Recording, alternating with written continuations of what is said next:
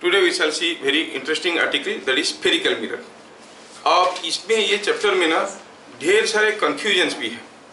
क्यों कन्फ्यूजन से हम लोग देखेंगे, क्योंकि बहुत सारी चीज़ें हैं कि मिसलीडिंग करता है, मे बी उस पॉइंट्स को हाईलाइट नहीं किया जाता है बहुत सारा जगह पे, तो हम लोग फंस जाते हैं।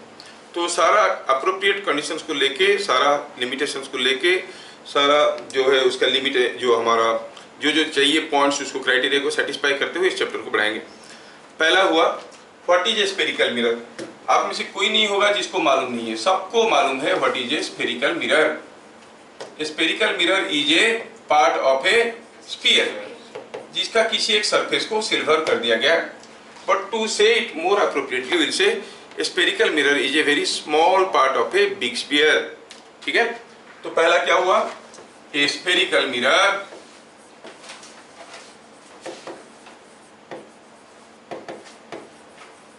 is a very small part of a big sphere। मैं पहले भी बता चुका हूं, when we say small, small is a relative quantity। मैं पूछूंगा ये लाइन छोटा है कि बड़ा है, आप बोल नहीं पाओगे। यहाँ पर एक लाइन ड्रॉ करने के बाद पूछूंगा ये छोटा है कि बड़ा है, तो आप कहोगे ये स्मॉल है। सो रिलेटिव टू दिस और रिलेटिव टू दिस लाइन ये बड़ा, तो है ना इसे स्मॉल, स्मॉलर देन व्हाट, वो दिमाग में पहले आना चाहिए। इसका मतलब हुआ द साइज और aperture of mirror is much smaller than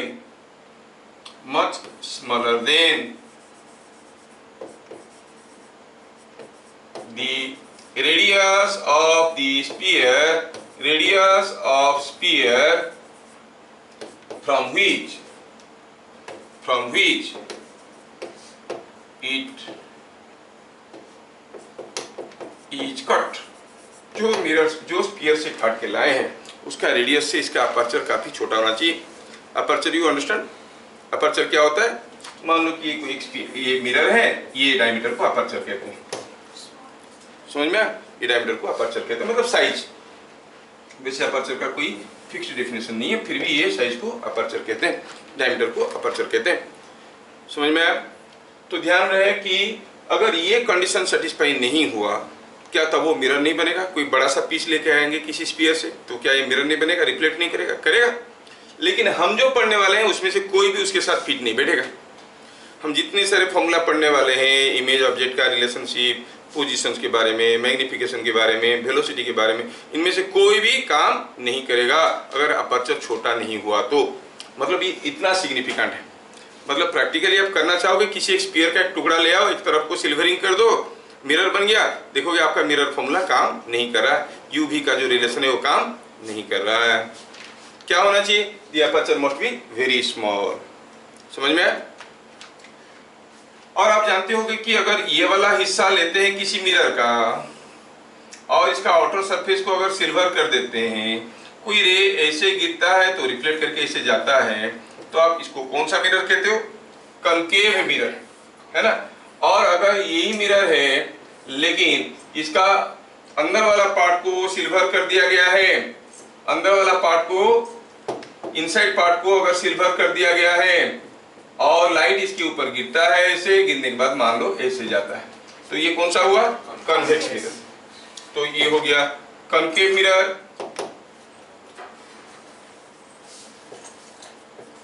और ये हो गया कन्वेक्स मिरर। समझ में आया।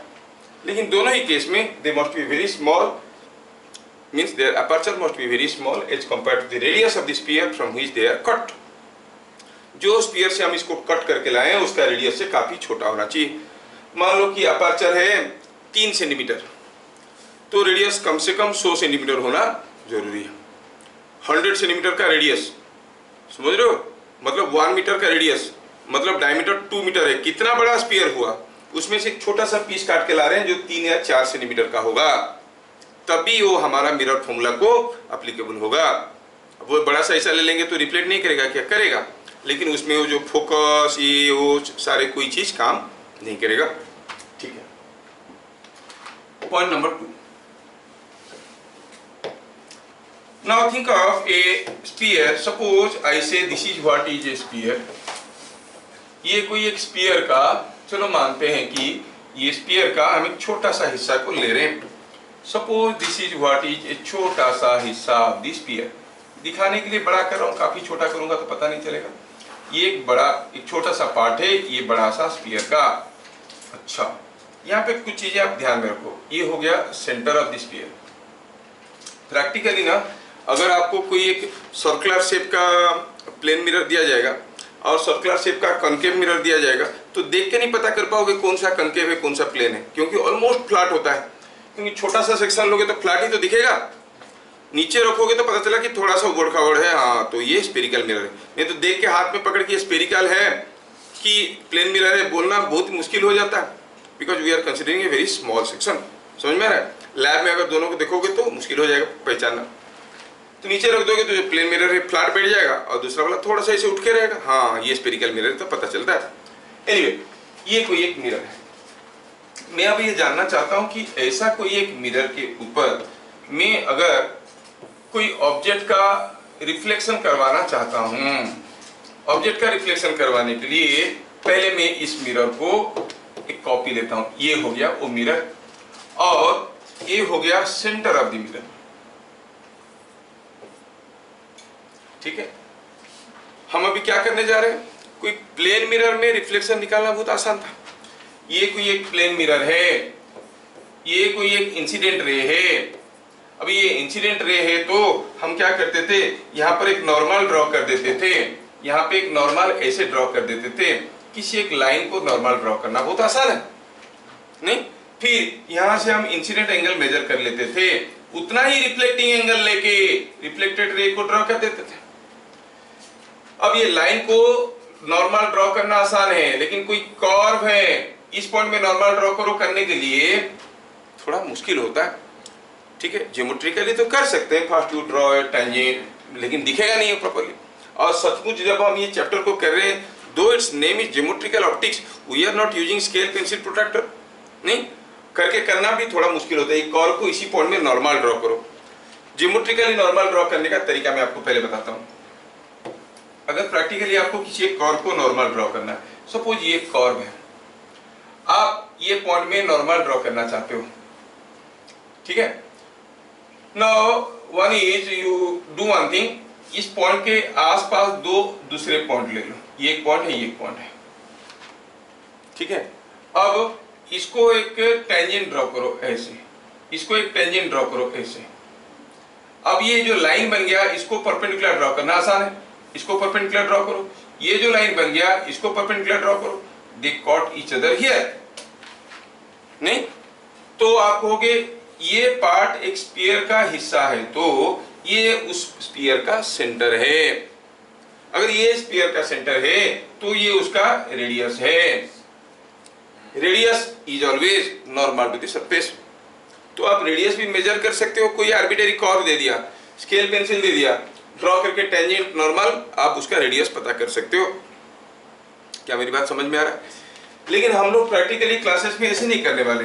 तो थोड़ा सोचो, कोई स्फेरिकल सरफेस अगर है, ये अगर एक स्फीयर है, इस स्फीयर को इसको कहते हैं टेंजेंट, और यहाँ पर अगर एक नॉर्मल हम ड्रॉ करेंगे, do you know that the normal will always pass through the centre, है ना? इसका मतलब उल्टा सोचो कि सेंटर से कोई भी लाइन along the radius अगर हम खींचते हैं, that will be always normal to the surface of the sphere। होगा कि नहीं होगा? सेंटर से कोई भी लाइन ड्रॉ करेंगे, that is always normal to the surface of the sphere। Okay, ये समझ में आ गया। अगर ये समझ में आ गया तो अभी हमें करना क्या है? करना ये था कि यहाँ पर सेंटर है, मान लो कि यहाँ से कोई रे आके इसके ऊपर ऐसे गिर रहा है, and we want to draw the reflected ray. Reflected ray draw करने के लिए नॉर्मल ड्रॉ करने की जरूरत पड़ेगा। नॉर्मल ड्रॉ करने का जो क्रूड मेथड है, ट्रेडिशनल मेथड है, वो बड़ा डिफिकल्ट यहाँ पर करके नॉर्मल ड्रॉ करना। लेकिन हमें मालूम है कि इस पॉइंट ऑफ इंसिडेंस को अगर सेंटर के साथ जोड़ेंगे, will it not be normal to the surface? Yes. तो क्या करना है? जो इंसिडेंट रे आ रहा है उसका पॉइंट ऑफ इंसिडेंस को सेंटर के साथ जोड़ो, एक लाइन बनेगा, दैट इज द नॉर्मल। और इसके साथ ये जो एंगल कर रहा है उस एंगल को कहेंगे incident angle. And laws of reflection are well known to everyone. Incident angle is equal to reflecting angle, draw the reflecting angle at the same angle. I is equal to R लेके draw करो तो reflected ray पता चल गया। कोई भी spherical mirror में किसी भी इंसिडेंट रे के लिए रिफ्लेक्टेड रे कैसे ड्रॉ करते हैं, तरीका समझ में आया। पॉइंट नंबर 2 में हम लोग कोई चीज लिखने वाले हैं।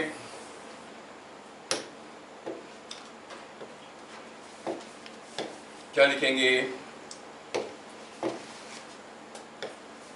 How to draw reflected ray for a spherical mirror।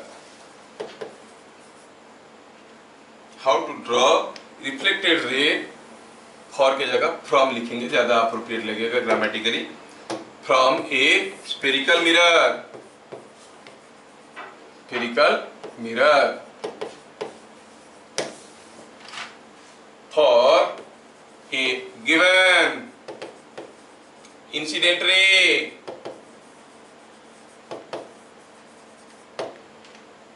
ये हो गया चीज। तो क्या करना है?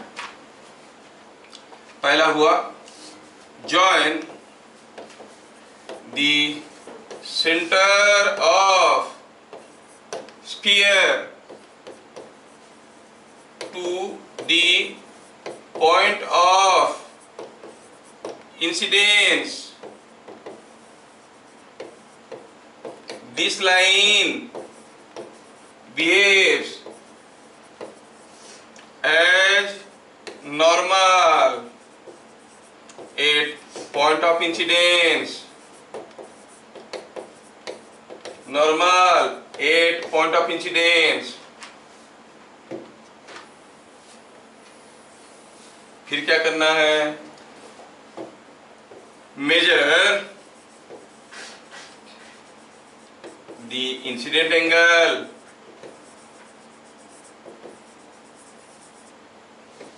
develop or draw the reflected ray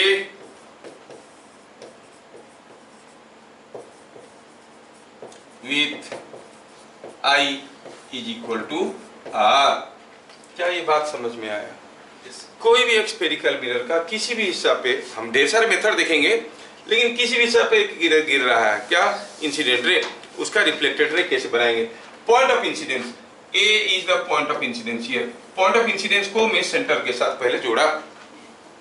समझ में आ रहा है?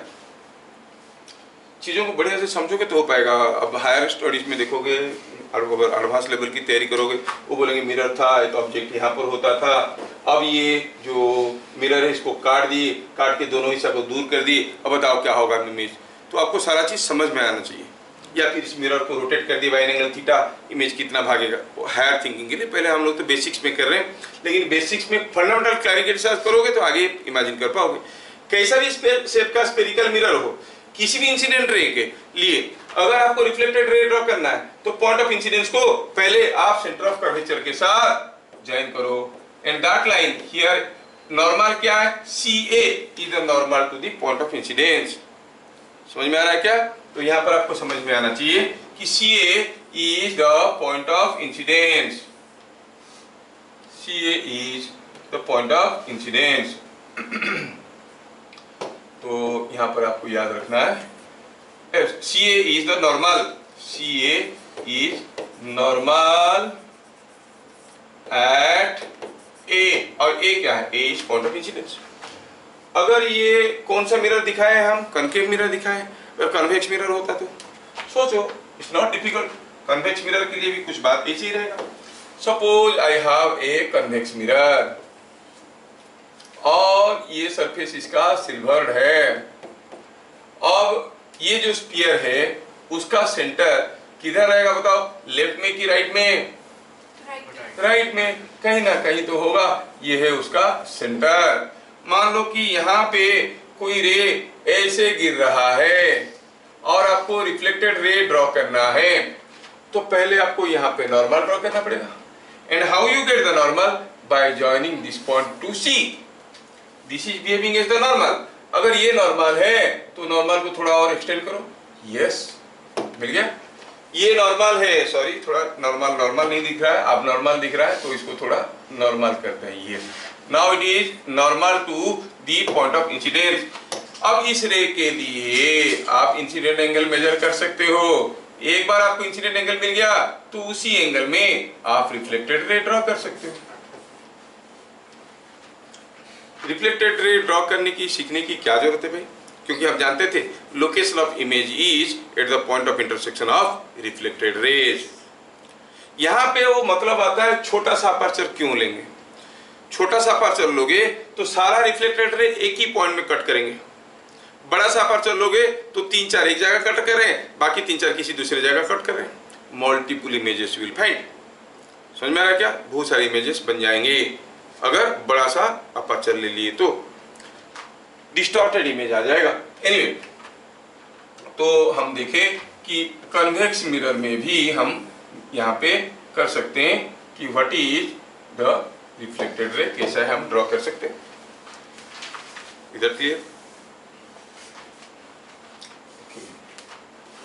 Now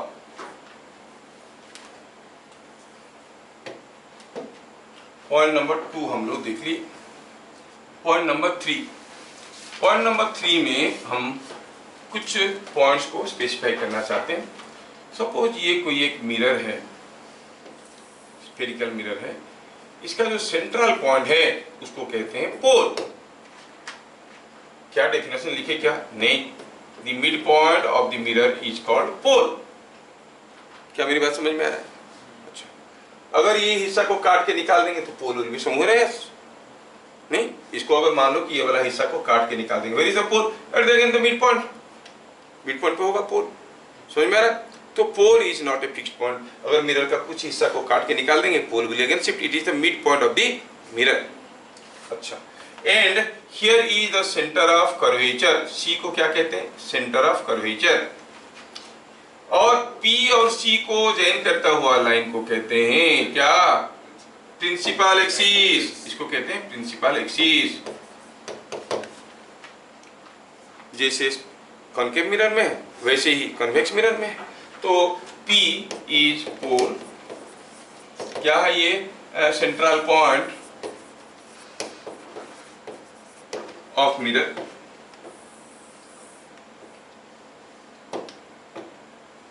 of mirror. और आपका ये जो C है, C क्या है? C को कहते हैं सेंटर ऑफ कर्वेचर, मतलब सेंटर ऑफ द स्फीयर। और line joining PC, line joining PC और principal axis. PA stands for principal axis. Principal, मेरे ख्याल से आपको ये सब छोटे छोटे चीज मालूम होगा, बहुत ज्यादा फैला के बताने की जरूरत नहीं है। क्या समझ में आ रहा है? प्रिंसिपल एक्सिस किसको कहते हैं, है ना? चलिए, ये समझ में आ गया। तो this is what is the nomenclature. अब ऐसा केस में जो मिरर के बारे में हम पढ़ना जा रहे हैं, वो मिरर कौन सा मिरर है? कोई भी एक स्फीयर का एक हिस्सा ले आओ, वो मिरर नहीं है। कौन सा मिरर है? जो मिरर का अपर्चर रेडियस से काफी छोटा है, वैसा मिरर के लिए।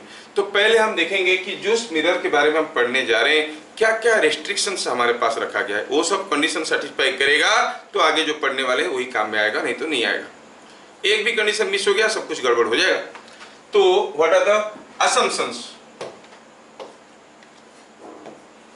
Assumptions made in analysis। इसके एनालिसिस के बारे में हम जो पॉइंट्स ले रहे हैं, पहला हुआ अपर्चर ऑफ मिरर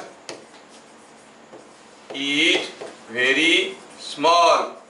तब आपको ऑटोमेटिकली दिमाग में आ रहा होगा very smaller than the radius of the mirror sphere from which it is cut. दूसरा हुआ the incident raise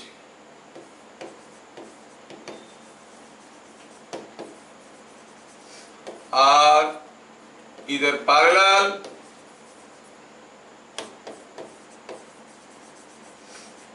or para-axial to the principal axis। क्या मतलब है इसका?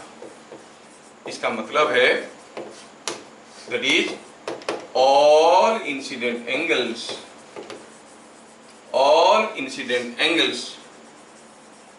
are very small।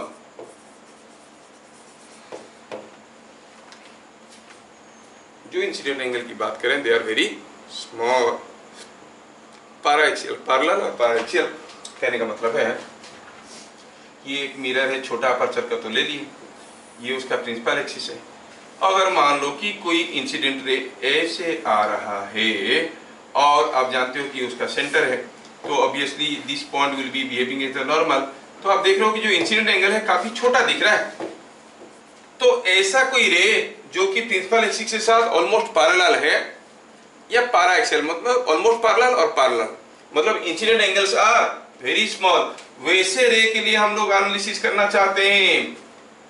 ये जो रे डायग्राम बनाया गया है जो अभी हम एनालिसिस करने जा रहे हैं, ऐसा कोई फिगर के लिए, ना कि इसके लिए। मान लो कि एक स्फीयर है और कोई रे ऐसे गिरा, ये है सेंटर, आप क्लियरली देख रहे हो कि the angle is too large. इसको अगर मान लो कि ऐसा कोई रे गिर रहा है तो रिफ्लेक्ट तो करेगा ऐसे, लेकिन जो हम एनालिसिस करने जा रहे हैं वो उसमें फिट नहीं बैठेगा।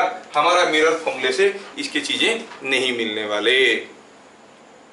समझ में आ रहा है? लेकिन करने के लिए हम लोग कह देते रे ऐसे आ रहा है, ठीक है, समझ में आ रहा है। दिस विल ओबे तो यू भी रिलेशन 1/v + 1/u = 1/f सुने होगे तुम लोग, बचपन में कभी पढ़े होगे। यहाँ पर भी the formula is applicable here but not here. समझ में आ रहा है? क्यों नहीं है वो भी बताएंगे। अभी सब्र रखिए कि अगर incident angles, all incident angles are very small मतलब 10-20 डिग्री तक चलता है, 20 डिग्री भी ज्यादा हो गया, 10-15 डिग्री तक ठीक है। समझ में आया? कहने का मतलब है अगर इस मिरर के सामने ऐसा कोई ऑब्जेक्ट खड़ा है, आप फिर मिरर फॉर्मूला लगा के इसका इमेज निकाल सकते हो। अगर इस मिरर के सामने ऐसा कोई ऑब्जेक्ट खड़ा है तो उसका हेड का इमेज आपको नहीं मिलेगा, डिस्टॉर्टेड मिलेगा। समझ में आ रहा है? और बड़ा, कितने भी बड़ा ऑब्जेक्ट रख दो नहीं होगा, object must be also very small. Object छोटा होगा तभी तो ये एंगल छोटा होगा, नहीं? तो हम सारे जो डेरिवेशंस करने वाले हैं छोटे ऑब्जेक्ट के लिए, पॉइंट ऑब्जेक्ट के लिए करने वाले हैं। समझ में आ रहा है? बड़ा ऑब्जेक्ट ले लेंगे, एंगल विल बी मोर और ये रिफ्लेक्शन होगा, इमेज बनेगा, लेकिन हम उस इमेज के बारे में नहीं पढ़ रहे हैं। समझ में आ रहा है क्या? क्यों? वो इमेज सिंगल पॉइंट में नहीं बनेगा, ढेर सारे पॉइंट्स में बनेगा। समझ में आया? इसके केस में, ये केस में यहां से जितने सारे रे जाएंगे वो रिफ्लेक्ट करके किसी एक पॉइंट में क्रॉस करेंगे, इंटरसेक्ट करेंगे। लेकिन यहां से जितने रे आएंगे मिरर के ऊपर, सारे रिफ्लेक्ट करने के बाद सिंगल पॉइंट में इंटरसेक्ट नहीं करेंगे। And the image is obtained eight the point of intersection of the reflected raise. तो अगर बहुत सारा पॉइंट ऑफ इंटरसेक्शन हुआ तो बहुत सारा इमेज मिल जाएगा, डिस्टॉर्टेड इमेज मिल जाएगा। समझ में आ रहा है?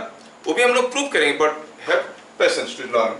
तो ये हो गया राइट मिरर, ये हमारे कोर्स का नहीं है, इसका एनालिसिस हम नहीं कर रहे हैं। समझ में आया क्या? Because I is not small here, I is not small, जबकि यहाँ पर आई इज क्वाइट स्मॉल। क्या समंत मिश्रा को समझ में आ रहा है? चलिए, तो ये असम्पशन दिया गया है कि aperture of mirror is very small, incident raise इधर पैरेलल और para-axial means almost parallel to principal axis, that is all incident angles are very small। ठीक है? Point number 5, focus. क्या है ये फोकस? कहेंगे when a ray of light parallel to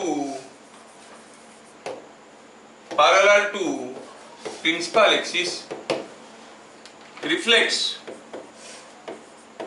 from a spherical mirror,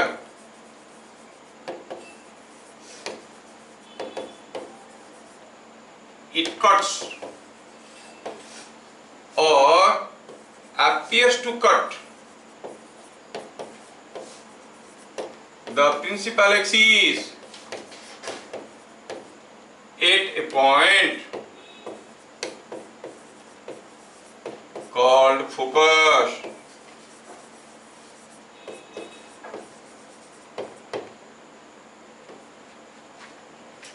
कौन सा spherical mirror? वो spherical mirror जो हमारा कंडीशन को ओबे कर रहा है, मान रहा है। क्या बात समझ में आ रहा है? चलिए क्या बोल रहा है इसमें देखते हैं। जैसे मान लो कि ये है कोई स्फेरिकल मिरर और ये उसका सेंटर दिख रहा है कहीं यहीं पे होगा। अच्छा ठीक है, ये हो गया उसका प्रिंसिपल एक्सिस, ठीक है, और ये सेंटर है। अगर कोई ray parallel to principal axis आके गिरता है इसके ऊपर, remember it should be parallel to principal axis, कोई ray parallel to principal axis इसके ऊपर गिरा तो आपको रिफ्लेक्टेड रे तो निकालना आता है। कैसे निकालते हो रिफ्लेक्टेड रे? आप क्या करते हो, पहले सेंटर को इस पॉइंट के साथ जोड़ते हो, जोड़ने के बाद जो रिफ्लेक्टेड रे यहाँ से आया, इंसिडेंट रे यहाँ से आया, वो रिफ्लेक्ट करके कुछ ऐसा आने लगेगा उसी एंगल में। So you see the reflected ray cuts the principal axis at certain point, and this is happening you are see in case of a concave mirror, and this point is called focus. ठीक है, समझ में आ रहा? If I go for the same चीज थोड़ा सा differently, suppose हम बात करें कोई एक कन्वेक्स मिरर का, इसका सेंटर भी कहीं यहीं पे है, पोल यहाँ पे है, और इसका प्रिंसिपल एक्सिस भी तो कुछ यहाँ पे है, ऐसा है। नाउ कोई ray incident on this mirror parallel to principal axis, ठीक है, ये रे आया पैरेलल टू प्रिंसिपल एक्सिस, नहीं? अच्छा, तो फिर हमें इसका रिफ्लेक्टेड रे बनाना है। आप देखोगे रिफ्लेक्टेड रे ड्रॉ करने के लिए पहले हमें normal to the point of incidence draw करना है, और इंसिडेंट एंगल को मेजर करते हुए हमें रिफ्लेक्टेड रे भी ड्रॉ करना है। रिफ्लेक्टेड रे कुछ ऐसा गया, ये रिफ्लेक्टेड रे तो हमारा प्रिंसिपल एक्सिस को कट नहीं कर रहा है, तो क्या लिखें, व्हेन इट कट्स और अपीयर्स टू कट। अगर इसको एक्सटेंड करेंगे, इसको इस इंसिडेंट रे रिफ्लेक्टेड रे को, तो लगेगा कि अजीब ये यहाँ से कहीं से कट करके ये प्रिंसिपल एक्सिस को लेके कट करके जा रहा है। Upon extension it appears as if the ray cuts the principal axis somewhere here, so this is the focus. ये सेंटर था, ये पोल था, ये कन्वेक्स मिरर था। क्या मेरी बात समझ में आ रहा है? इसका मतलब हुआ in case of concave mirror the focus is in front of mirror, in case of convex mirror the focus is behind the mirror। behind the mirror को हम वर्चुअल कहते हैं। यहाँ पर रियल फोकस है, यहाँ पर वर्चुअल फोकस है। क्या मेरी बात समझ में आ रहा है? तो इसको हम ऐसे लिखेंगे, कहेंगे कि ये हो गया रियल फोकस, ये वर्चुअल फोकस, क्योंकि रे जो रिफ्लेक्टेड रे वो सचमुच प्रिंसिपल एक्सिस को कट नहीं करा, अपन extension it appears to cut somewhere at F. ये फोकस वाला वर्ड का डिक्शनरी मीनिंग क्या है? फोकसिंग मतलब कंसंट्रेटिंग और कन्वर्जिंग, नहीं? यहाँ पे जितने सारे रिफ्लेक्टेड रे लेंगे पैरेलल टू प्रिंसिपल एक्सिस, वो सारे जितने भी इंसिडेंट रे लेंगे parallel to principal axis, suppose instead of a ray I put a beam of light parallel to principal axis, the entire beam will reflect, and all those reflected rays will converge at the same point। मेरी बात समझ में आ रहा है क्या? थोड़ा visualise करने की कोशिश करो क्या हो रहा है। सपोज हम कहेंगे ये हो गया कोई एक कनकेव मिरर, बड़ा सा बना दिया समझाने के लिए आसान होगा। मान लो कि यहाँ पर ढेर सारे रे आ रहे हैं, the rays are number of rays, a beam of light is coming। और रिफ्लेक्शन के बाद हम जानते हैं कि यूजिंग लॉ ऑफ रिफ्लेक्शन पहले सेंटर से इसको जोड़ोगे, नहीं? एंगल ऑफ इंसिडेंस मिलेगा, एंगल ऑफ रिफ्लेक्शन लेके रिफ्लेक्टेड रे ड्रॉ करोगे। लेकिन सपोज इसमें से एक रे रिफ्लेक्ट करके ऐसे गया है, तो बाकी का रिफ्लेक्टेड रे निकालने के लिए हमें और नॉर्मल ड्रॉ करने की जरूरत नहीं है। ये सारे के सारे रिफ्लेक्ट करने के बाद इसी पॉइंट से ही जाएंगे। The rays converge at the focus. So focus कर दे रहा है सारा लाइट को। समझ में आ रहा है क्या? अगर इधर से आएगा तब भी, इधर से आएगा, मान लो इधर से भी एक रे जा रहा है, तो ये रिफ्लेक्ट करने के बाद all rays parallel to principal axis incident on the spherical mirror will converge on the focus, converge at the focus located on the principal axis। तो अभी आपको शायद धीरे धीरे आसान लग रहा होगा कि हर एक इंसिडेंट रे के लिए मुझे नॉर्मल ड्रॉ करने की जरूरत नहीं। If the incident ray is parallel to the principal axis after reflection it will pass through the focus. Focus हो रहा है सारा चीज, समझ में आ रहा है? तो at the focus the rays are converged. I hope you have understood। अब ये जो फोकल लेंथ है, लिख रहे थे हम लोग, फोकस क्या है? पहला पॉइंट लिखे, पॉइंट नंबर 2 में लिखेंगे the distance of focus from pole is called focal length, called focal length। समझ में आया क्या? The distance is called focal length। मुझे मालूम नहीं तुम्हारा बुक में इसका प्रूफ है कि नहीं। प्रूफ हम कर सकते हैं, कर देते हैं, छोटा सा प्रूफ है। क्या आपको ये छोटा सा प्रूफ मालूम है कि कोई एक सर्कुलर सेक्शन का अगर रेडियस r हुआ और एंगल थीटा हुआ तो आर्क लेंथ कितना होता है मालूम है? R theta, arc length is equal to R theta होता है। अगर ये थीटा हुआ, थीटा इन रेडियंस, थीटा का रेडियन से हुआ तो ये आर थीटा होता है। मालूम है कि नहीं है? पहले बताओ। नहीं मालूम है तो बता देते हैं। Provided theta is in radiance, radian भी एक यूनिट होता है, ठीक है? तो यही मौका है सीखने का, क्यों स्किप करें, पढ़ लेते हैं थोड़ा सा। How you define 1 radian? आपको 30 डिग्री ड्रॉ करने के लिए कहा गया, आप ड्रॉ कर सकते हो। आपको कहा गया 1 रेडियन ड्रॉ करो, तो कैसे ड्रॉ करोगे? आपका प्रोटेक्टर में तो रेडियन नहीं दिया है। और इंटरेस्टिंगली मैं बताऊं कि डिग्री जो हम लोग यूज कर रहे हैं ना, it is not A mathematical unit. Temperature को भी तो डिग्री बोलते हैं, एंगल को भी डिग्री बोलते हैं, ये मैथमेटिकल यूनिट नहीं है। क्या ये? Radian is the proper mathematical unit. आगे चल के आप इंटीग्रेशन, डिफरेंशिएशन, ट्रिग्नोमेट्रिक आइडेंटिटीज देखोगे, वो सारे में देखोगे they are using radians only. Angle is π/2 लिखेंगे, 90 डिग्री नहीं लिखेंगे, लिखेंगे क्या? π/2। समझ में आ रहा ना? That is expressed in radiance. पहले हम समझ लेते हैं रेडियन क्या है, थोड़ा सा डाइवर्ट हो जाएंगे हमारे टॉपिक से, बट देन कुछ इंपोर्टेंट चीज भी तो सीख जाएंगे। लेट अस, कहाँ ये भाग गया? चलिए थोड़ा सा रेडियन के बारे में जान लेते हैं, बड़ा जरूरत की चीज है, क्योंकि आगे मुझे मदद करेगा काफी चीज को डिराइव करने में। तो मैं ये समझ में आया, पहले हम समझा देते हैं what is 1 radian.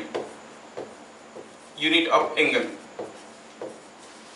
Unit of angle कैसे ड्रॉ करते हैं, हाउ यू डिफाइन। डेफिनेशन हम लोग नहीं लिखेंगे, सिर्फ समझेंगे, सिर्फ समझेंगे। आपको 1 रेडियन ड्रॉ करने के लिए कहा गया, ड्रॉ 1 रेडियन। तो आप क्या करोगे? अपनी मर्जी से कोई एक स्फीयर बनाओ, सॉरी कोई एक सर्किल बनाओ जिसका रेडियस आपको मालूम है। सर्किल अगर बनाओगे तो एक पॉइंट यहाँ पे रखोगे, दूसरे पॉइंट में उस पेंसिल लगा के आप सर्किल ड्रॉ कर लोगे, तो आपको रेडियस मिल जाएगा। दिस इज द रेडियस, है कि नहीं? ये हो गया रेडियस ऑफ दी सर्किल। कोई भी एक सर्किल, कितने भी साइज का, आपका मर्जी। मेजर द रेडियस, रेडियस को मेजर कर लिए। अब एक थ्रेड लो, थ्रेड को यहाँ पे डालो, जितना लंबा रेडियस है उतना लंबा का थ्रेड कट करके निकालो। हो गया? Now you have got a thread which length is equal to radius. उस थ्रेड को लाके इसके ऊपर रखो ऐसे। मेरी बात समझ में आ रहा है? तो कुछ दूर तक जाएगा। फिर अगर आप इस पॉइंट को यहाँ पे जोड़ते हो, ये जो एंगल होगा ये होगा 1 रेडियन। सिमिलरली 3 डायमेंशन में होता है स्टेरेडियन, 3 डायमेंशनल एंगल में स्टेरेडियन होता है। तो आपको क्या करना होता है, वहां पर r² एरिया का टोपी लगाओ, वो जितना कोन एंगल बनाएगा उसको 1 स्टेरेडियन बोलेंगे। फिलहाल अभी वो टॉपिक का डिस्कशन नहीं है, डिस्कशन है रेडियन का। So what is 1 radian? 1 radian is the angle subtended by an arc length equal to the radius at the centre of the circle. Definition हम लोग नहीं लिखेंगे। समझ में आया क्या? अच्छा, ये हो गया 1 रेडियन, 1 रेडियन हो गया। अच्छा, अब अंदर में पूरा एंगल डिग्री में कितना होता है भाई? 360 होता है और 360 डिग्री होता है। अच्छा, ये अगर आर लेंथ का थ्रेड लिए तो 1 रेडियन बना, 2 आर लेंथ का लेते तो कितना रेडियन बनता? 2 रेडियन। ये पूरा लेंथ कितना है? 2 पाई आर। 2 पाई आर मतलब सेंटर पे कितना रेडियन बन रहा है? 2 पाई। समझ में आ रहा है कि नहीं आ रहा है? मान लो कि ये पाई आर है, यहां तक लेंगे तो लेंथ कितना होगा? पाई आर। तो ये कितना एंगल बनाएगा यहाँ पर? Pi radian. आर लेंथ बनाता है 1 रेडियन, पाई आर बनाएगा पाई रेडियन, मतलब 2 पाई एंगल बनाएगा। आई मीन 360 डिग्री एंगल क्या बनाएगा? 2 पाई रेडियन। कहने का मतलब है 360 degree is same as 2 pi radian. इसलिए 90 डिग्री क्या होता है? पाई बाई 2 लिखते हैं हम लोग। समझ में आ गया ना? अच्छा, अगर हम कहेंगे ये 2 रेडियन है तो ये आर्क लेंथ कितना होगा? 2 आर होगा कि नहीं होगा? ये आर्क लेंथ कितना होगा? 2 आर। अगर ये है 0.5 रेडियन कोई एंगल तो कितना आर्क लेंथ होगा? 0.5 into R. Similarly when the angle is theta radian, arc length क्या होगा? R theta. ये जो आर्क लेंथ है यहाँ पे वो कितना हो गया? आर थीटा हो गया। थोड़ा सा एक्स्ट्रा चीज बता दिए क्योंकि ये डिराइवेशन करने में मुझे ये मदद करेगा। आर्क लेंथ को आप एस कहो, ये जो एस है that is equal to R theta. ये लेंथ कितना हो गया? R theta. So when you consider a circular section of radius R subtending an angle theta radians, तो आपको मान लो 30 डिग्री दिया है तो लेंथ कितना है? डिग्री को पहले रेडियन में कन्वर्ट करो। 360 डिग्री में होता है 2 pi radian. 30 degree means 1/12 part of this. 2 pi by 12 कर दो, pi by 6। 30 degree is pi by 6 radian. Pi by 6 radian हुआ, कितना होगा ये length? r into pi by 6। क्या मेरी बात समझ में आ रहा है? It will be r into pi by 6। अरे होगा कि नहीं होगा? हाँ, तो the arc length is given by r into theta provided theta is expressed in radiance. क्या ये बात सबको समझ में आया? ये समझ में आया तो फिर मैं इसका प्रूफ कर सकूंगा। Focal length is half of the radius of curvature. ये वाला प्रूफ को मैं कर पाऊंगा अगर ये चीज को आप समझ गए तो। क्या ये मान लिया जाए कि आप समझ गए?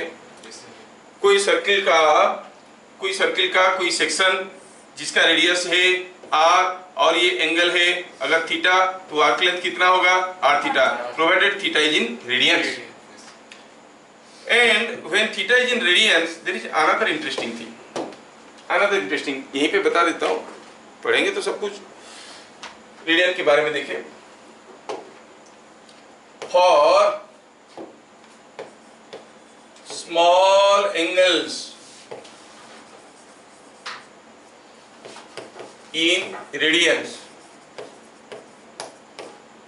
Sign theta is equal to theta. ये भी एक चीज याद रखो, these are all note points not related to the chapter, लेकिन थोड़ा कंसेप्ट चाहिए आगे चैप्टर को बढ़ाने के लिए, डिराइवेशंस वगैरह करने के लिए। समझ में आ रहा है? फिर theta is very small, sine theta is equal to theta. ऐसा कैसा होता है सर? होता है कब? जब थीटा है रेडियन में। थोड़ा प्रूफ करके देखेंगे। चलो प्रूफ करके देख लेते हैं। For small angles, suppose example लेते हैं। Suppose theta is 30 degree. क्या आप रेडियन में बता पाओगे वो कितना होगा? 30 डिग्री, अरे 360 डिग्री को 2 पाई होता है। 360 डिग्री को होता है 2 पाई, तो 30 डिग्री को क्या होगा? 1 को कितना होगा? 2 पाई बाई 360 और 30 डिग्री को इंटू 30 रेडियंस। क्या मेरी बात समझ में आ रहा है? Is it understood to everyone? Online वाले कुछ नहीं बोल रहे हैं? Yes sir. यस, बोलोगे आप लोग? If there is no disturbance in your room you can keep yourself unmuted. हाँ, तो ये हो गया। थोड़ा सिंप्लीफाई करो तो ये कितना हो रहा है? देखो तो थोड़ा सिंप्लीफाई करो तो ये कितना हो गया? Is it coming pi by 6। पाई का वैल्यू कितना है भाई? 22/7 इंटू 6, नहीं 22/7 इंटू 6 क्या हो गया? 22/42। साइन 30 का वैल्यू कितना है? 1/2, 0.5। और ये अगर 21/42 होता तो कितना होता? 0.5 होता। मतलब it is now close to 0.5। Even at 30 degree you see sin theta is almost equal to theta provided theta is expressed in radians। क्या हमारी बात समझ में आ रहा है? For small angles sin theta is equal to theta, and not only that, that is also equal to tan theta. Why? Because tan theta is sin theta by cos theta. When theta is small, cos 0 तो 1 होता है, नहीं तो ये 1 हो जाएगा, बाकी रह जाएगा ऊपर कौन? sin theta. tan theta will be equal to sin theta. क्या समझ में आ रहा है? Yes. So sin 30 हाफ हो गया, और यहाँ पर theta is coming out to be 22 by 42, which is almost equal to 0.5, है ना? समझ में आ रहा है? अभी अगर मैं दूसरा एग्जांपल देता हूं और पूछता हूं क्या है बताओ, what is the value of sin 10 degree? ये तो सर हम लोग नहीं जानते हैं, हम लोग 0, 30, 45, 60 ये सब के लिए जानते हैं। sin 10 डिग्री का वैल्यू कितना है? आप बोलोगे sin 10 degree is same as sin how much radian?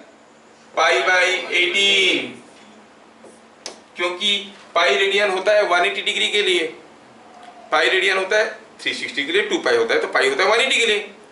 10 degree कितना हुआ? पाई बाई 8 रेडियंस, है कि नहीं? अरे समझ में आ रहा है कि नहीं आ रहा है? थोड़ा मैं जल्दी जल्दी बोल रहा हूँ क्योंकि आउट ऑफ द कॉन्टेक्स्ट जा रहे हैं ना, मुझे फिर चैप्टर में वापस आना है। And it is very small, तो इसका वैल्यू कितना हो जाएगा? पाई बाई 18, खत्म। पाई का वैल्यू कितना है? 22/7। सो sin 10 का वैल्यू मालूम है, sin 5 का वैल्यू, sin 5 डिग्री, सारे वैल्यू का वैल्यू आपको मालूम है। As long as the angles are small, आप sin का वैल्यूज फटाफट आप निकाल सकते हो। क्या मेरी बात समझ में आ रहा है? कोई पूछेगा sin 12 डिग्री का वैल्यू कितना है? पाई बाई 15। अरे 12 डिग्री 180 बाई 15 होता है 12 डिग्री ना, तो 180 बाई 180 डिग्री का पाई रेडियन होता है, तो sin 12 degree is equal to sin pi by 15, that is equal to pi by 15। Value निकालोगे तो एग्जैक्टली वही मिलेगा। समझ में आ रहा है क्या? ये वैल्यूज आपको याद रखना है। sin 10 डिग्री का कोई वैल्यू पूछा तो ये आप तुरंत ऐसे निकाल दोगे, स्कूल में नहीं पढ़ाएंगे, they will not teach you in your school, not even in your class 11 और 12। फिर प्रिपेयरिंग फॉर जेईई ये सब एक्स्ट्रा पॉइंट्स रहेंगे आपको निकालने के लिए, वैल्यूज क्या आएगा एग्जैक्टली। अब इसका एग्जैक्ट वैल्यू चाहिए तो पाई की जगह 22/7 डाल दो। जैसे पाई का एक लंबा सा वैल्यू आपको मालूम होगा, मैं ये have a small container of coffee, madam जानते हो कि नहीं जानते हो? तो पाई का वैल्यू नहीं जानते हो?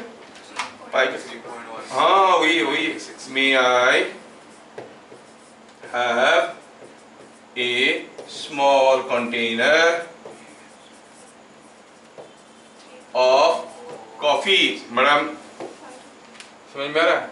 ये पाई का वैल्यू थोड़ा बता देते हैं, यही सब तो मौका है एक्स्ट्रा चीजें सीखने का। May I have a small container of coffee, madam देखो कितना आ रहा है?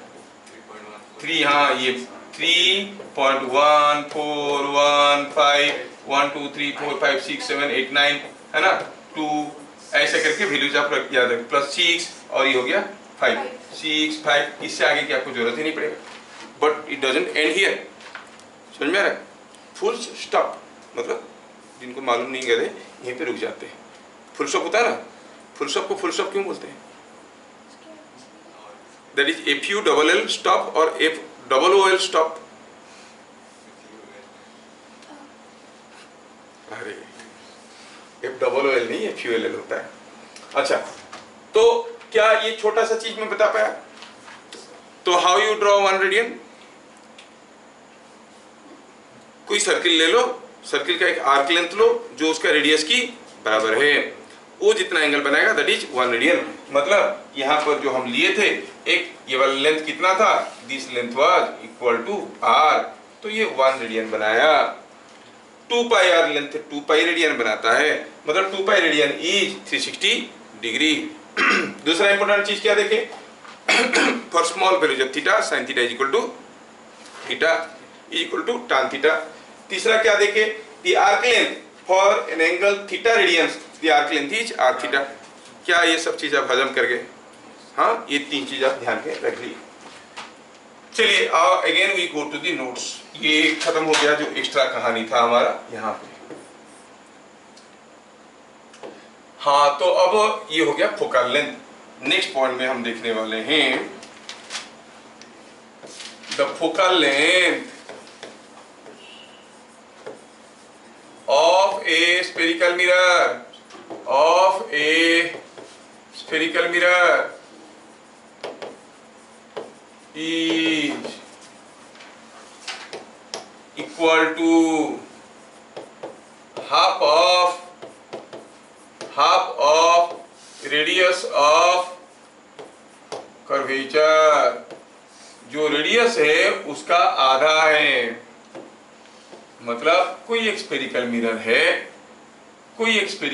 है, मान लो कि ये एक स्फेरिकल मिरर है, और चलो मानते हैं कि ये स्फेरिकल मिरर है, और ये हो गया उसका प्रिंसिपल एक्सिस, ये हो गया उसका पोल, ये हो गया उसका सेंटर। क्या बता सकते हो? What is the distance between P and C? That is the radius. ये रेडियस है, तो इन दोनों का बीचों बीच रहता है फोकल पॉइंट। कितने दूर पे?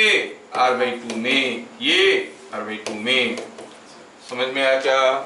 मतलब कोई भी रे अगर ऐसे आया रिफ्लेक्ट करके, अरे मिस कर गया फोकस को, एनीवे फोकल पॉइंट से वो पार होके जाएगा। क्या बात समझ में आ रहा है? कब? जब aperture is very very small. दूर पे अगर ये बड़ा सा है, दूर पे आएगा तो इस पॉइंट में नहीं जाएगा। समझ में आ रहा है? F = r/2। तो याद क्या रखना है? हम जानते हैं कि ये जो लेंथ है ये क्या है? फोकल लेंथ है। ठीक है, फोकल लेंथ को हम क्या लिखते हैं? F। फोकल लेंथ को लिखते हैं F। Focal length F, small f, focus capital F। F क्या है? स्टेटमेंट कह रहा है कि F = r/2। F क्या? Distance of focal length, distance of focus. अरे कहाँ गया? फोकल लेंथ का डिस्टेंस क्या था? The distance of focus from pole is called focal length F। समझ में आया? ये जो फोकल लेंथ है वो कितना है? वो r/2 है। क्यों वो r/2? मुझे मालूम नहीं, बुक में प्रूफ है कि नहीं, मैं प्रूफ कर दूंगा अभी। मतलब अगर स्फेरिकल मिरर पे कोई लाइट रे इंसिडेंट है parallel to principal axis, reflect करने के बाद वो P और C का मिड पॉइंट से जाएगा। समझ में आया क्या? अगर हम कहेंगे ये कोई दूसरा इंसिडेंट रे है, ये रिफ्लेक्ट करने के बाद कैसे जाएगा? आंख बंद करके बोलो, मिड पॉइंट से जाएगा। समझ में आ रहा है क्या? हाँ, तो ये जो लेंथ है इसको फोकल लेंथ कहते हैं। ये जो फोकल लेंथ है ये पूरे का आधा है। चलिए थोड़ा प्रूफ करने की कोशिश करते हैं। ठीक है, प्रूफ ऑफ F = r/2। इसका प्रूफ करने की कोशिश करते हैं। ये हो गया आपका मिरर। समझाने के लिए ये छोटा सा मिरर है, लेकिन आपको समझाने के लिए मैं क्या किया हूं, इसको थोड़ा बड़ा कर दिया हूं। ये हो गया उसका प्रिंसिपल एक्सिस, चलो मानते हैं ये प्रिंसिपल एक्सिस, और ये पॉइंट हो गया उसका सेंटर, है ना। और कोई रे अगर यहां से आया, कोई रे अगर यहां से आया तो ऐसे आया, तो रिफ्लेक्ट करने के बाद जिस पॉइंट में ये कट करेगा वो बनेगा हमारा फोकल पॉइंट, है कि नहीं। ये रिफ्लेक्टेड रे है, ये रिफ्लेक्टेड रे जिस पॉइंट में कट करेगा उसको हम कहेंगे फोकल पॉइंट। ये पोल है।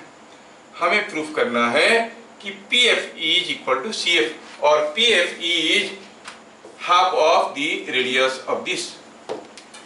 समझ में आया क्या? मैं यहां से अपनी मर्जी से एक नॉर्मल ड्रॉ कर लेता हूं। Now think of a case, this what you see is a small spherical mirror. कहीं दूर से, क्योंकि रेडियस से काफी छोटा है, मतलब अगर इतना बड़ा रेडियस है तो मिरर तो इतना ही बड़ा होगा, क्योंकि इतना बड़ा रेडियस जितना मैं ड्रॉ किया हूं उतना बड़ा रेडियस है तो मिरर तो और भी छोटा होगा। नहीं, मैं पहले भी बता चुका हूं, 1 मीटर का रेडियस होगा तो ये 3-4 सेंटीमीटर का होगा। 4 सेंटीमीटर बहुत ज्यादा बोल दिए, 3 सेंटीमीटर का, 2-2.5 सेंटीमीटर का होगा। और 1 मीटर का होगा मिरर, स्फेरिकल मिरर देखने में। समझ में आ रहा है? तो यहाँ पे ये मिरर काफी छोटा है, तो हमें ये समझ में आ गया कि ये मिरर काफी छोटा है, लेकिन हम दिखाने के लिए बस थोड़ा सा बड़ा कर दिया। ठीक है, कोई तकलीफ नहीं, अपनी अपनी अंडरस्टैंडिंग में काम बन रहा है हमारा। अब ये जिस पॉइंट में प्रिंसिपल एक्सिस को कट कर रहा है वो फोकस है। ठीक है, तो तो जहां जहां कट कर रहा है, अच्छा देखो तो अगर ये एंगल थीटा है तो ये एंगल कितना है भाई? थीटा। अच्छा ये जो पूरा है ये लाइन तो इसको पैरेलल है, ये पूरा एंगल 2 थीटा है, तो ये एंगल कितना है? और ये एंगल, क्या बात समझ में आ रहा है? ये 2 थीटा हो गया, ये थीटा हो गया। Now this is a very small section, keep in your mind, this is a very small section. उस स्मॉल सेक्शन को थोड़ा छोटा बना के रियलाइज करने की कोशिश करते हैं। कोई छोटा सा आपको पूछा जाएगा ये सर्किल का रेडियस क्या है, तो आप शायद कंफ्यूज हो जाओगे या फिर फिक्स्ड बता दोगे, लेकिन मैं पूछूंगा इसका रेडियस बताओ, ये भी किसी एक सर्किल का हिस्सा है कि नहीं, क्योंकि वेरी स्मॉल सेक्शन। अब ये कौन सा सर्किल का है? हम कहेंगे कि ये ऑलमोस्ट ये सर्किल का भी हिस्सा है और ऑलमोस्ट ये सर्किल का भी हिस्सा है। When you consider a small section that may be common to both the circles. होगा कि नहीं होगा? yes. होगा ना? अच्छा तो हम कहेंगे, और चलो दूसरे तरीके से समझाते हैं। सपोज मैं यहां से कोई एक नॉर्मल ड्रॉ करता हूं ऐसे, क्योंकि बहुत छोटा सा हिस्सा है तो पॉइंट ए से कोई नॉर्मल ड्रॉ करेंगे, ये ऑलमोस्ट पी के पास ही गिरेगा। हम बता चुके हैं कि ऑलमोस्ट फ्लैट ही दिखता है वो, समझ रहे हो ना? वो असम्पशन कितना वैलिडिटी है, ये ऑलमोस्ट पी के पास गिरेगा। पी से एफ तक का डिस्टेंस और ये जो फुट ऑफ द परपेंडिकुलर हुआ आया वहां से एफ तक का डिस्टेंस सेम होगा ऑलमोस्ट, क्योंकि छोटा सा मिरर है, ऑलमोस्ट सेम होगा। मान लो पी से एफ तक का डिस्टेंस हुआ 20 सेंटीमीटर, तो ये जो फुट ऑफ द परपेंडिकुलर है यहाँ से यहाँ तक का डिस्टेंस होगा 19.999999 सेंटीमीटर, और इट इज 20 सेंटीमीटर ओनली। समझ में आ रहा क्या? इतना कम डिफरेंस आएगा, क्योंकि ये छोटा सा मिरर है। फ्लैट होता तो पैरेलल चले जाता, छोटा सा कर्वेचर है तो हम ड्रॉ किए तो यहाँ पे गिरा। Aperture is very small. समझ में आ रहा है क्या? अच्छा तो ये जो पॉइंट को हम पोल मान सकते हैं। Keeping all these things in mind, अब हम प्रूफ करने की कोशिश करते हैं। यहां तक की चीजें समझ में आया। If we drop a perpendicular from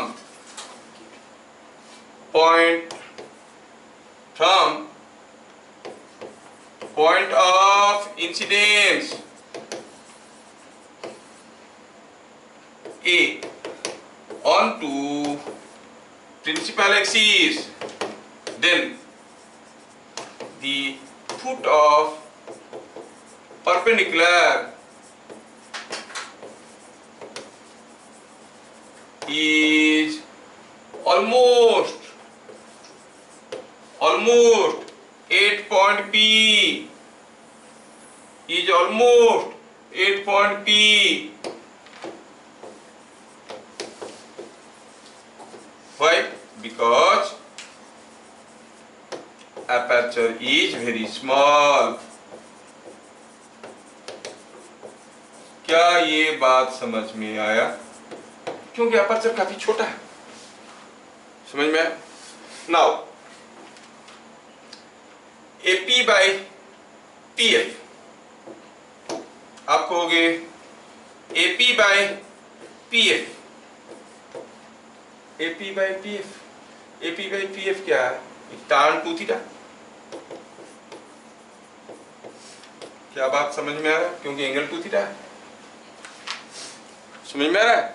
AP by PF is tan 2 theta. अच्छा what is AP by PC? AP by PC tan theta. But हमारा कंडीशंस क्या है? Aperture is very small. Aperture जब बहुत छोटा हो गया, ये जो रे भी इसके बहुत नजदीक हो गया, जो रे जा रहा है गिरने के लिए इंसिडेंट नजदीक हो गया तो ये एंगल थीटा के बारे में सोचो, इमेजिन करो पॉइंट ए को नीचे ले आओ यहाँ तक, थीटा बड़ा हो जाएगा कि छोटा हो जाएगा? बहुत छोटा हो जाएगा। दैट मींस हम पहले भी लिख चुके हैं कंडीशंस। क्या था? किस कंडीशन में वैलिड है? All incident angles are very small, means theta is very small. 2 degree 3 degree 4 degree 2 theta is also equally small. दोनों तो, क्योंकि ये बहुत छोटा है तो ये भी छोटा ही हुआ। And for small values of theta, just now we have seen, you might not have remembered, मैं बताऊंगा। For small values of theta, sine theta तो थीटा होता है, tan थीटा भी थीटा होता है। क्योंकि for small value of theta cos theta कितना होता है 1, cos 0 1 है नहीं, when theta is very small tan theta is sin theta में cos थीटा है कि नहीं, cos थीटा हो गया 1, so tan theta is equal to sin theta. कोई पूछेगा sin 5 डिग्री का वैल्यू कितना है, आप कहोगे जितना tan 5 डिग्री का है, निकाल के देखो बराबर आएगा, it will be coming same, almost same. इतना नेग्लिजिबल डिफरेंस है कि अगर कोई चंद्रयान छोड़ रहे हो तो बात अलग है, नहीं तो हमारे कैलकुलेशन में तो चलेगा। समझ में आ रहा है? अच्छा, तो हम कहेंगे एस थीटा आर स्मॉल, तो आप tan 2 थीटा को क्या लिख सकते हो 2 थीटा, क्यों, क्योंकि थीटा इज स्मॉल। सिमिलरली आप कहोगे AP by PC, AP by PC क्या है tan theta and is not it equal to theta, क्यों, क्योंकि थीटा इज स्मॉल। क्यों स्मॉल, अरे यही तो कंडीशन है जिसमें हम लोग डिराइव कर रहे हैं, इसलिए अगर कंडीशन निकल गया तो ये सारा चीज गायब हो जाएगा। थीटा स्मॉल है tan थीटा को थीटा बोल दिए, तो AP by PC is equal to theta और AP by PF is equal to 2 theta. समझ में आ रहा है? AP by PF is 2 theta और AP by PC is theta, therefore AP by PF is equal to twice of AP by PC। क्या बात समझ में आ रहा है? हैं? हाँ, तो AP तो दोनों तरफ से कैंसिल हो गया, इससे क्या मिला PC is equal to twice of PF, लेकिन ये PF क्या है, PC क्या है रेडियस, और ये focal length R is equal to 2F। कोई दूसरे तरीके से भी हम लोग कर सकते थे, अभी मैं बता दूंगा, ओरली सुन लेना खाली। क्या ये बात समझ में आया, ये प्रूफ समझ में आया? दूसरे तरीके से अगर करेंगे आपको शायद जल्दी समझ में आ जाएगा। देखिए AP is a small arc length, AP is a very small arc length and A very small arc length, मान लो कि ये एक सर्किल है और ये एक दूसरा सर्किल में, प्रॉपर सर्किल ड्रॉ करके दिखाऊं आपको। सपोज हम कहेंगे ये कोई एक सर्किल है और ये कोई एक दूसरा सर्किल है, छोटा सर्किल है, ये दोनों सर्किल को यहाँ पे टच करवाओ, टच करके तो you see there is a small section common to both of them. ये वाला सेक्शन क्या दोनों सर्किल को कॉमन नहीं है? अब ये सेक्शन का रेडियस पूछेंगे तो ये भी बोल सकते हो, बड़ा वाला भी बोल सकते हो, है कि नहीं? तो यहाँ पे अगर हम कहेंगे ये सेक्शन यहाँ पे थीटा एंगल कर रहा है, ये रेडियस R1 है, और ये जो दूसरा वाला बड़ा सर्किल है उसका रेडियस क्या है R2 है, सपोज समझाने के लिए बोल रहे हैं, और कुछ एंगल कर रहा है अल्फा, तो ये जो आर्क लेंथ है that can be written as R1 theta और R2 अल्फा। इस इक्वल टू R थीटा वाला फॉर्मूला बताएंगे नहीं बताया? Yes, keeping that in mind. ये अगर समझ में आ रहा है तो इसी को दिमाग में रखो और समझने की कोशिश करो। दूसरा चीज यहाँ पे क्या था, AP इज नथिंग बट ये छोटा सर्किल जिसका रेडियस है PF into 2 theta, same AP is equal to PC into theta. Are you getting? AP is PC into theta और PF इंटू 2 थीटा, तो हो गया ना PC is equal to twice of PF। समझ में आ रहा है ये बात? खैर मैं आपको लिटरली करवा दिया, इसमें आप जैसे समझना चाहोगे ऐसे समझोगे, लेकिन ये जो tan थीटा, थीटा का लिमिटेड वैल्यू, थीटा स्मॉल होने से sin theta equal to theta या tan थीटा होता है, ये चीज स्कूल में नहीं पढ़ाते हैं तो ये प्रूफ को नहीं करते, ठीक है?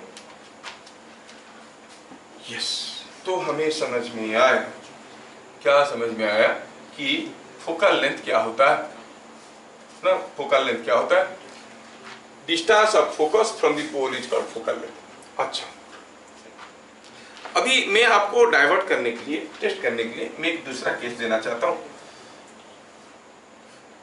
सपोज मैं आपको दिखाता हूं इनवैलिड असम्पशन के साथ, ये नोट करने वाली चीज है।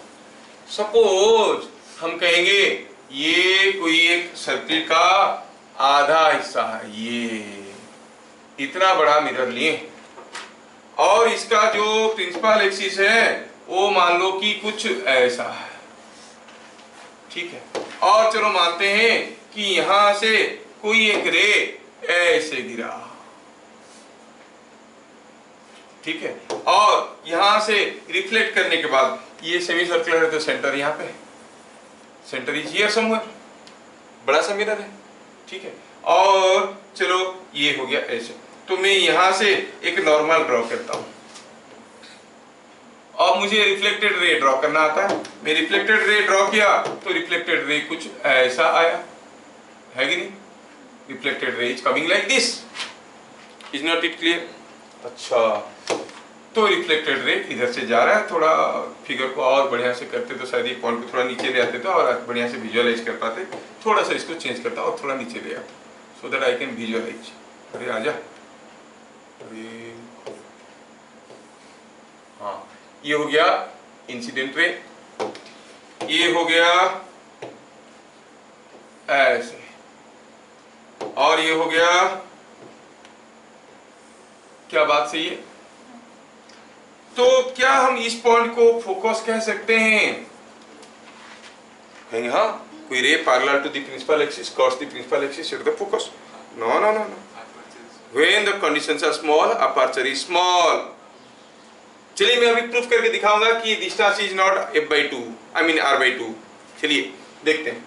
अच्छा, अगर ये एंगल हुआ थीटा, तो आप जानते हो ये एंगल होगा थीटा और ये एंगल होगा थीटा, तो this length will be equal to this length, होगा कि नहीं होगा?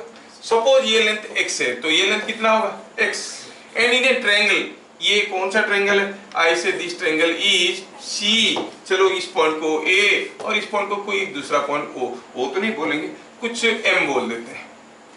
इन ACM ट्रायंगल, ACM ट्रायंगल, क्या आपको मालूम है कि sum of two sides is always more than the third side? इसका मतलब 2x is more than AC। AC क्या है? Radius. So x is more than r/2। अगर ये फोकल लेंथ फोकल पॉइंट होता, ये r/2 होता, ये r/2 होता, तो x का वैल्यू r/2 आता। अभी क्या मिल रहा है? x का वैल्यू मोर देन r/2। मतलब क्यों नहीं हो रहा है सर? होना तो चाहिए। क्यों? क्योंकि आप अपर्चर को काफी बड़ा ले लिया, काफी बड़ा ले लिया, इसलिए नहीं हो रहा है। अगर इसको बहुत, क्योंकि देखो एंगल्स भी काफी बड़ा है, अगर इसको बहुत पास ले आते तो उस असम्पशन के साथ ये बन जाता। क्या मेरी बात समझ में आ रहा है? उसमें क्या असम्पशन सही था, उसमें क्या और इसमें क्या अंतर क्या है? उसमें क्या हुआ कि जब हम यहाँ से कोई एक नॉर्मल ड्रॉ किए, कहां से? यहाँ से, बोले कि वो पोल पे गिरेगा। अब ये पोल पे गिर रहा है क्या? नहीं गिर रहा है। अगर अपर्चर छोटा होता तो ये पोल पे गिरता, पोल के आसपास गिरता। अब ये पोल पे नहीं गिर रहा है, इसलिए फोकस से नहीं जा रहा। So that condition is that important, the aperture must B so small that all rules of this spherical mirror will be applicable. समझ में आ रहा है? उसको कभी हाईलाइट नहीं किया जाता है, वो केस बदल देंगे। आपको पूछेंगे the distance, the radius of the spherical mirror is say something like 100 centimeter. Now mx is 50, more than 50, less than 50. बच्चे तुरंत बोलेंगे यार ये फोकल पॉइंट से जाता है, ये 100 है तो ये 50 होगा, ये होगा 50। No, it will be more than 50. Distance from P to M, sorry, P to M distance क्या हो जाएगा? More than 50, less than 50, less than 50। वो एडवांस लर्नर के लिए, एडवांस थिंकर्स के लिए। समझ में आया क्या? तो ये मत सोचना कि कोई भी रहे मिरर के, कैसा भी मिरर हो गिरेगा तो फोकस से जाएगा। No no no, only for small size mirrors. क्या मेरी बात समझ में आ रहा है? आया? बढ़िया। तो the violation is because the aperture is not small। यही सब एक्स्ट्रा चीज है जिसको सीखोगे तो किसी को भी पूछोगे तो उल्टा हो जाएगा, है नहीं? किसी को भी दिखाओ, स्कूल में ड्रॉ करके ले जाओ, टीचर को दिखाओ, कितना बार पढ़ा है तो भूल जाता है गधा। कितना हो गया? अगर 100 है तो ये 50 होगा। नहीं मैम, नहीं होता है, ऐसा नहीं होता है। वो होता है कभी कभी जब मेरे दिल में ख्याल आता है। नहीं, ऐसे बोलना। क्या मैं समझा पाया F इक्वल टू R/2 वाला फंडा सबको? यस।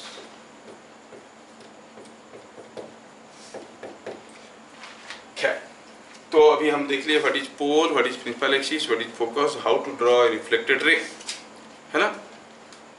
नेक्स्ट हमें करना क्या है, कोई भी मिरर में हमें इंटेंशन क्या है? To locate the image, to study the image. Image कहाँ पर होता है? At the intersection of the reflected rays. नहीं तो हमें रिफ्लेक्टेड रेज ड्रॉ करके और उसका इमेज निकालना है। जैसे मान लो कि हम ज्योमेट्रिकली किसी एक ऑब्जेक्ट का इमेज निकालना चाहते हैं। Just think, suppose this is what is ए, ओहो ये कुछ नहीं है, suppose this is what is a mirror, और मान लो कि ये उसका सेंटर है, ठीक है, और मान लो कि यहाँ पर कोई एक ऑब्जेक्ट रखा है, पूछा बताओ कहाँ होगा image, where will be the image. You clever, what you do, ये पहले ये हो गया प्रिंसिपल एक्सिस, आप जानते हो। आप क्या करोगे, इससे दो इंसिडेंट लाओगे, कम से कम दो इंसिडेंट रे लाएंगे तो दो रिफ्लेक्टेड रे बनेगा। दोनों रिफ्लेक्टेड रे जहां पर कट करेंगे वहां पर इमेज बनेगा। इसका इमेज कहां पर बनेगा, किसका, इस ऑब्जेक्ट का। अब बोलोगे सर इतना हाइट होने से एंगल ज्यादा होता है, ज्यादा होता है, समझाने के लिए कर रहे हैं, angle must be very small. सोच के चलेंगे कि ये पास पास ही है, मिरर भी छोटा, इतना बड़ा मिरर नहीं होता है। समझ में आया क्या, क्या समझ में आ रहा है? और मिरर का क्यों पीछे दाढ़ी निकला शेविंग करके क्यों नहीं है? दाढ़ी नहीं है, सिल्वरिंग किया गया है, ठीक है, नहीं तो सेविंग करके आएगा अगले क्लास। सेव्ड मिरर ऐसा नहीं है। अब देखो इसमें अगर इस ऑब्जेक्ट का हमें इमेज निकालना है, आई नो वेरी मच कि जो इमेज है that is at the point of intersection of the reflected rays. कोई एक इंसिडेंट रे ले लो, take any incident ray of your choice, then draw the normal at the point of incidence, okay, then draw the reflected ray depending upon the incident angle. Then इससे काम नहीं बनेगा, take another incident ray, another incident ray from here, ये again you draw the normal to the point of incidence, again you draw the reflected ray, और ये कहाँ जाके मिल रहा है, इधर कहीं मिल रहा है। Are you getting? These two rays are meeting somewhere here. These two rays अगर इसको extend करेंगे तो ये कहाँ, यहीं कहीं मिल रहे हैं। So you see the two rays are converging somewhere here, means the image will be here. क्या मेरी बात समझ में आ रहा है? Image will be here and if it is of small aperture, तो इसमें इंटरेस्टिंग चीज ये होगा कि यहां से आप कोई भी रे ले लो, वो रिफ्लेक्ट करके इसी पॉइंट से ही जाएगा। अगर ये स्मॉल अपर्चर नहीं है तो ये दोनों इस पॉइंट से गए, किसी दूसरे पॉइंट से जाएंगे। समझ में आ गया? तो अगर ये स्मॉल अपर्चर है, all reflected raise will converge at a common point and there is the image I। तो लोकेशन ऑफ इमेज निकालना कोई मुश्किल नहीं है, बट देन बड़ा डिफिकल्ट है। दो तो इंसिडेंट ले लो, ऐसे करो वैसे करो, बहुत लफड़ा। प्लेन मिरर के केस में हम क्या करते थे, ऑब्जेक्ट दिया है, ये मिरर है, ऑब्जेक्ट है, इमेज कहाँ है बताओ, क्या करोगे आप? सीधे यहाँ से एक नॉर्मल ड्रॉ करोगे, ये जितना दूर पे उतनी दूर पे और एक बना दो, ये हो गया इमेज। हमें रिफ्लेक्टेड रे ड्रॉ करके करने की जरूरत नहीं, जबकि मालूम है कि यहाँ से निकलता हुआ सारा रे रिफ्लेक्ट करने के बाद इस पॉइंट में कन्वर्ज करेंगे। कोई भी रे ले लो, ऐसे जाएगा, एक्सटेंड करो तो इस पॉइंट से जाएगा। लेकिन हम ऐसे नहीं करते थे, हमें मालूम है कि image distance of the distance same है, line joining object and image is normal to the plane mirror, तो इसको परपेंडिकुलर ड्रॉ करके इमेज निकाल देते थे, है कि नहीं? सिमिलरली यहाँ पर भी तो इमेज ऐसे मिलता है, लेकिन निकालने के लिए इतना सारा लफड़ा कौन करेगा यार? उतना भी इंटरेस्टिंग चैप्टर नहीं है कि लाइन लेके खींचते रहो इसमें, है कि नहीं? फिर कहाँ मिलेगा, जैसे लंबा हो गया इधर दूर पे मिलेगा तो बड़ा मुश्किल होता है। तो इमेज कैसे निकालेंगे? इमेज कैसे निकालेंगे उसके लिए दो तरीका है। एक हुआ through ray diagram using some specific reflected rays, दूसरा हुआ यूजिंग मिरर इक्वेशंस, जिसको हम कहते हैं गॉसियन फॉर्मूला, 1/v + 1/u। सुने होंगे, v क्या है? वेलोसिटी की वॉल्यूम में इमेज डिस्टेंस। हाँ, ये मत बोलना कि वेलोसिटी है, ये 1/v + 1/u = 1/a, ऐसे करके रिलेशन आएगा। यूजिंग गॉसियन फॉर्मूला हम कर सकते हैं, और there is another formula called Newton's formula, वो भी इसके लिए। न्यूटन महाराज देखो कहाँ पे काम किए, नहीं ग्रेविटेशन निकाला, जानते हो न्यूटन कितने चीज के ऊपर काम किए? लॉ ऑफ ग्रेविटेशन तो निकाले, लॉज ऑफ मोशन तो आप जानते ही हो, there is a law called Newton's law of cooling. कोई गर्म चीज को रख दोगे तो ऑटोमेटिकली जो बाई कन्वेक्शन प्रोसेस में ठंडा होता है, और हवा लगेगा तो ठंडा होता है ना, ठंडा होने का जो प्रोसेस है, कैसे किस रेट में कूलिंग होगा, ये टेम्परेचर है तो इतने समय के बाद कितना टेम्परेचर होगा। Process of cooling very difficult है पता करना, ठीक है। कूलिंग, फिर आता है न्यूटन्स लॉ, आता है न्यूटन फॉर्मूला आता है फॉर साउंड प्रोपागेशन, लेकिन वहाँ पर वो फेल हो गए बेचारे। वो बोले कि साउंड आइसोथर्मल प्रोसेस में जाता है, तो बाद में फेल हो गए। वो एडियाबैटिक प्रोसेस होता है। कोई लाप्लास करके एक नया आदमी निकले, न्यूटन को चितपटांग कर दिया वहाँ पे। और फिर यहाँ पे भी है न्यूटन फॉर्मूला, सारे चीज को पोल से मेजर करो, v निकालो, u निकालो, 1/v + 1/u = 1/f ऐसे करो। बोले नहीं, इतना सारा करने की कोई लफड़ा नहीं, सारा चीज को f से निकालो, सारा डिस्टेंस को फोकस से निकालो। अगर ऑब्जेक्ट का डिस्टेंस x1 है, इमेज का डिस्टेंस x2 है, तो x1 × x2 = f²। वो अपना फॉर्मूला छोड़ के उसमें भी न्यूमेरिकल बनता है, that is called Newton formula. समझ में आ रहा है? यहाँ पर आप 1/v + 1/u = 1/f करते हो, निकालने में दिक्कत होता है। बोले ऑब्जेक्ट डिस्टेंस अगर x1 है, कहाँ से? From the focus. Image distance अगर x2 है, तो x1 × x2 = फोकल लेंथ का स्क्वायर। समझ में आ रहा है? That is called Newton formula. और हम जो 1/v + 1/u = 1/f कहते हैं, वो गॉसियन फॉर्मूला। अलग अलग लोग अलग अलग जगह पे रह के फाइट करते थे। और तब सोचो इंटरनेट भी नहीं था कि एक दूसरे का कॉपी कर लेंगे, यूट्यूब में देख लिया और कर लिया, कुछ नहीं था। और गलती हो गया तो तुम गलती क्यों बोलने के लिए भी कोई टीचर नहीं होगा, क्योंकि वही तो निकाल रहा पहली बार, है कि नहीं? हाँ, तो ये हमें अभी पता करना है कि इमेज कहाँ पर होगा। ऐसे हम किसी एक बॉडी का, किसी एक ऑब्जेक्ट का इमेज ड्रॉ कर सकते हैं from the location of the mirror, centre of curvature, pole and the object, we can get the image. अगर हमें प्रिंसिपल एक्सिस मिल गया, ऑब्जेक्ट दिखाई दे दिया, मिरर ड्रॉ करके दे दिए, हम इमेज बना सकते हैं। लेकिन ऐसे करना है तो ठीक है, कर सकते हैं, लेकिन ऐसे करने से हम फटाफट नहीं कर सकते, ठीक है ना। नॉर्मल ड्रॉ करना एक बहुत टाइम कंज्यूमिंग होता है। There are some standard methods to find out the location of image. जैसे हम बताए प्लेन मिरर में इमेज निकालना है, कैसे निकालो? एक रे ले लो, रिफ्लेक्ट कर गया, दूसरा रे ले लो, ये भी रिफ्लेक्ट कर गया, दोनों को एक्सटेंड करो, वो दोनों जहां पे मिलेंगे वहां पर इमेज बनेगा। ऐसे इमेज तो निकलता है, लेकिन हम लोग करते क्या है? एक नॉर्मल ड्रॉ करो, उतनी ही डिस्टेंस में इधर इमेज बना दो। वैसे ही हमें कुछ दूसरा मेथड फॉलो करना है, using some standard reflected rays. ठीक है, तो ये हमें इमेज का लोकेशन देखना है। पाथ ऑफ रिफ्लेक्टेड रेज, ये हमें एनालिसिस करना है to know the location of image. क्योंकि रिफ्लेक्टेड रे जहां पर एक दूसरे को इंटरसेक्ट करेंगे वहां पर बनेगा इमेज, है ना। मेरे ख्याल से हम लोग इसको अगले क्लास में ही देखेंगे, है ना, क्योंकि टाइम इज लिमिटिंग आवरसेल्फ। तो अगले class we shall see it. फिर मिलेंगे अगले क्लास, तब तक के लिए जय हिंद। जय हिंद सर।